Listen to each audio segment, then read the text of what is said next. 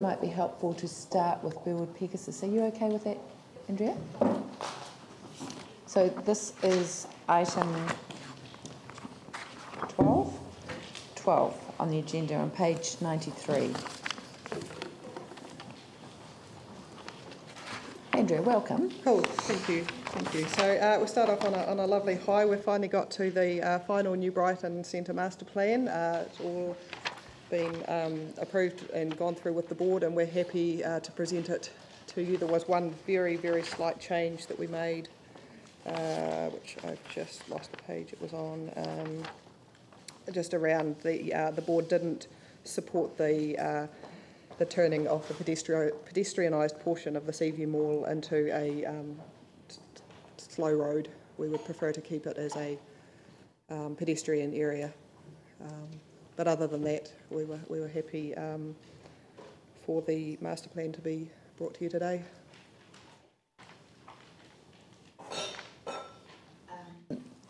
I probably should get this moved. Glenn, you might have to move and second it. Thank you very much. I'll vote twice today, but if I may make a quick comment on that through, just simply that the board has listened to the community over this with regard to the pedestrianised portion of the mall. That's quite a key part that that it is retained as it is, and you will see the other parts. The basic thrust of the plan is to consolidate that area there, so to rejuvenate New Brighton. Putting through the plan today sends out that signal of confidence. A plan is about certainty, and sending out that signal today by adopting this finally, it's been quite a few years in the making, will be good.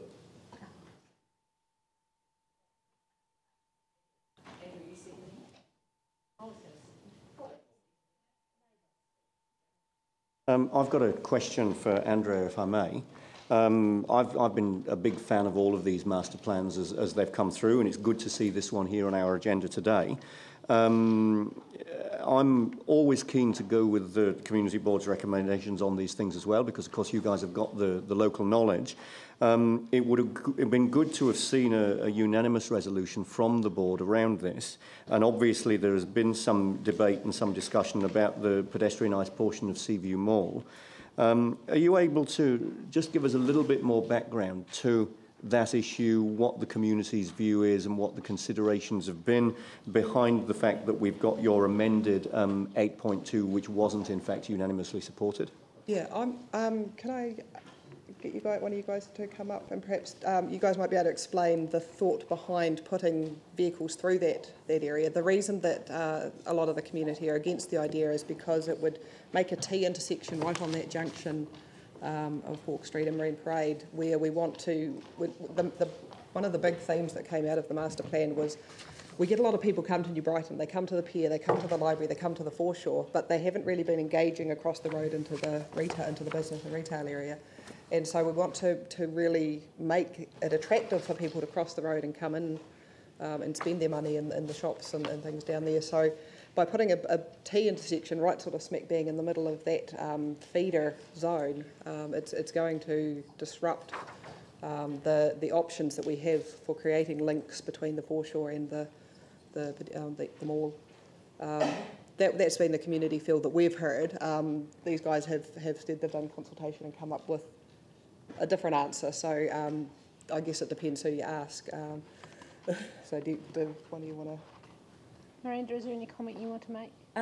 Just that when the community were consulted on the possibility of reintroducing some slow-speed traffic through the mall, when the draft master plan was prepared, we had what appeared to be a mixed result. 40% of submitters signalled their support for that idea, and 46% opposed the idea, with the remainder either not responding or not knowing. So for the final amendments made to the master plan, we suggested that because of the mixed result, that perhaps the project in the short term shouldn't be pursued, but to keep the option open as a long-term possibility may be sensible. And the draft text and the draft final text suggested that before the idea is progressed, that we could measure the success on other more short to medium term actions. And then if there was support within the community, that the idea could then be potentially trialled on either a transitional project level basis, or trialled as in by days of the week or hours through the day. So it was really just providing a future policy context in the medium or long term for that option. Having said that, the board did meet and decide their preference, and that's reflected in the recommendation. One more question on that. I mean, one of the reasons for these master plans is to support the redevelopment of these suburban centres, and obviously the small businesses play quite a big part in the redevelopment of somewhere like New Brighton. What was, if you're aware of what the business view of this particular proposal was, I'd be particularly interested in what some of the small businesses in that area, what their view was of this proposal, because of course this is something that clearly could be seen to benefit the businesses by bringing increased slow-moving traffic into the area, or on the other hand they may take the view that a pedestrianised area would be better for the regeneration and redevelopment of that area. I know that the New Brighton Business Association, which obviously doesn't speak for all businesses, but does speak for, I think, a majority of businesses, they were against reintroducing traffic into that area. I don't know, I haven't spoken to the businesses myself. So I don't have statistical information about what proportion of those submitters who supported or opposed the concept at the draft master plan stage were business owners. We didn't cut the analysis that way. There was a couple of smaller workshops held post-draft master plan with property and business landowners to discuss the concept of consolidating the commercial centre, and that was required as part of the district plan review process. And we had some verbal feedback at the workshops that there was some support amongst a small number of the business owners who attended there, but it was not once again, not statistical feedback, it was just within the forum of that workshop that there was some openness to the idea as part of revitalising the mall area in New Brighton. I think part of the board's thinking was that it can still be brought up again in the future. The master plan isn't a legislative process. We've taken it out so that we can have some clarity, because it was sort of a mixed call. But there's no reason that in 5 years we can't have this discussion again. There's nothing precluding that. But we felt it gives the community a sense of certainty. That's the word. Thank you.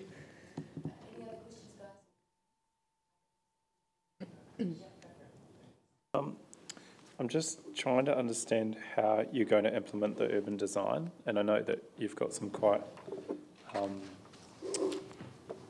good description in the on page 172 and 171. But what I don't see is how that actually gets followed through.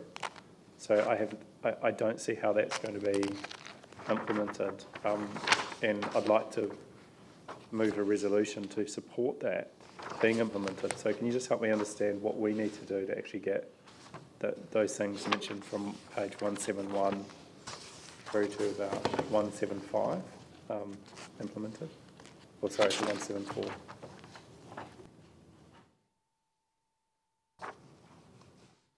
A lot of the master plan, can I speak to this? Yeah, a lot of the master plan has been done in close consultation with the Business Association, and they've worked really well with between the Business Association and the staff. It's been quite a cool process to watch, and they've sort of done it in collaboration in a way, so that the businesses are behind what's gone in the master plan, so that's more likely to enable it to happen, if that makes sense.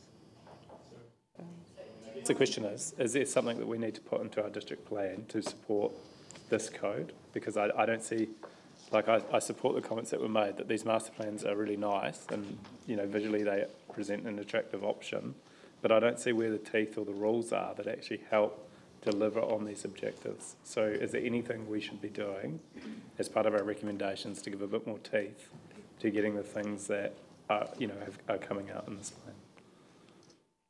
So the council is, I think you've notified, or you've taken the step to notify the phase 2 chapters of the district plan, and that was commercial. Actually, I have to confess, was commercial in phase 1 or phase 2 of the district plan review, but there's already urban design provisions that you've considered as part of that process. And Miranda's already referred to the fact that there were workshops with the business community that were quite specifically directed to the commercial component of the district plan review. So as far as we are able to, understanding that there are a number of, I suppose, competing demands on what council puts into the district plan review, we've taken that to that point.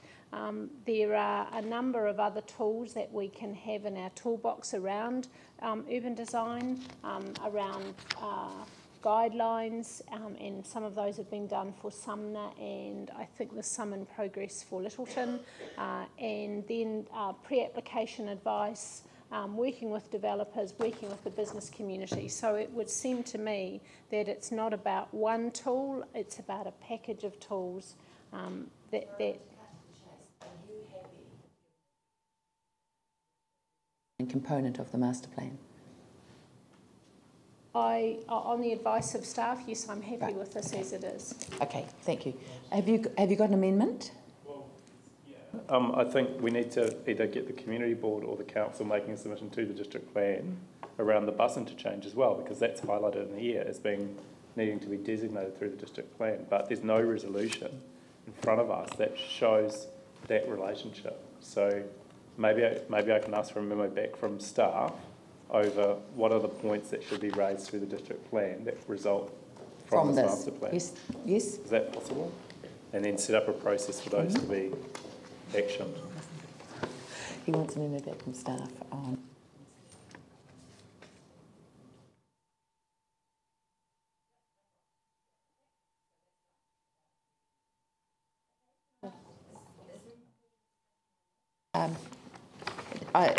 Otherwise, I'm going to get Glenn to actually. You've moved the report. Does he? May I need to make move? a point of clarification? I know it's another. Can I just clarify, Yep, Glenn? sure. Sorry. Does he need to move each clause, like the Part A clauses individually, or does the report? Okay. So, Glenn, are you moving this as well? Yes, please. Okay. And Pauline seconding. Right, Glenn, go for it. Oh, thank you for another bite at the cherry there.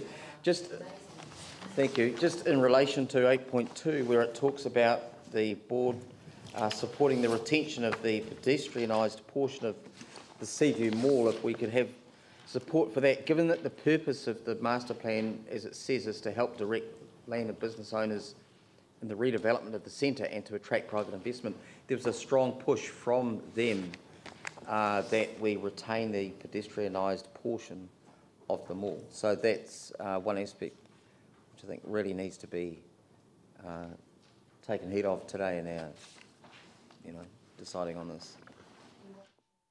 No, I don't.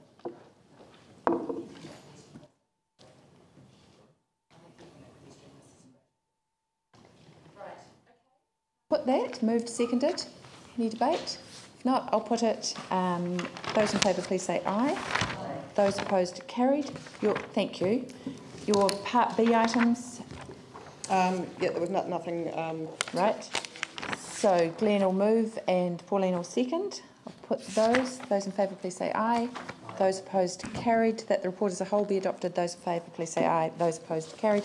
Just before we move on to the other one, I was supposed to move a resolution to be passed, which is on page 693, to include supplementary papers, which are listed on page 693, which is everything from the vision, city housing revenue, Spencer Park Capital, establishment of Christchurch Development Authority, and the provision of financial advisory services. Thanks, Tim. Seconded, Jamie. Oh. Okay, seconded, Ali. I'll put that. Those in favour, please. Very reluctantly.